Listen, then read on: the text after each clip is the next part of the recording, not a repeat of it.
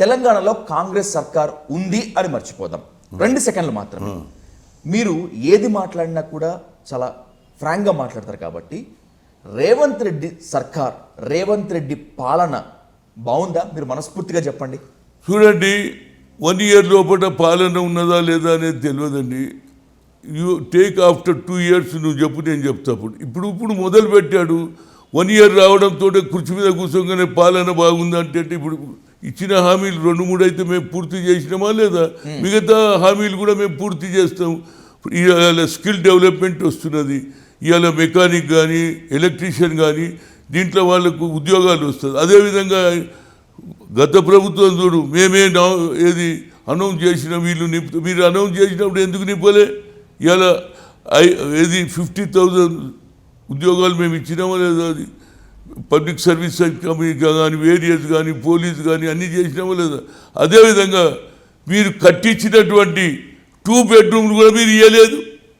ఇచ్చినా దానికి ఇవాళ శ్రీనివాసరెడ్డి గారు మేము తప్పనిసరిగా 1,00,000 దాకా ఇస్తాం, అవసరం ఉంటే 1 కోటి దగ్గర కూడా కేంద్ర ప్రభుత్వాన్ని డబ్బులు తెచ్చి కట్టిస్తాం. అంటే కొంత సమయం ఇవ్వాలి. ఎంతసేపటికి రోజు నేనేమంటున్నా, నిజంగా కేసీఆర్కు చేసిన పెద్ద పొరపాటు ఏం తెలుసా? టీఆర్ఎస్ అంటే తెలంగాణ సెంటిమెంట్ ఉండే, ఆ సెంటిమెంట్ పేరు తీసేసి బీఆర్ఎస్ దాంతో దెబ్బతిన్నాడు. ఎందుకే కానీ ఇది సెంటిమెంట్. బీఆర్ఎస్ పేరు పెట్టినప్పుడే మీరు అడిగే హక్కు కోల్పోయాడు. ప్రాణ త్యాగాలు చేసిన నువ్వు పార్టీ పెట్టినావు, త్యాగాలు చేసిన ప్రతిఫలం వాళ్ళను అవమానం చేసినవా లేదా? ఒకటి. రెండోది, మీరు ఇచ్చిన హామీలు కట్టినటువంటి 2 bedroom కూడా ఇవ్వలేదు కదా.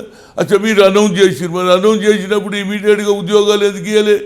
మీతో కాలే. అదేవిధంగా ఇంటర్మీడియట్లో కాపీ జరిగాయి.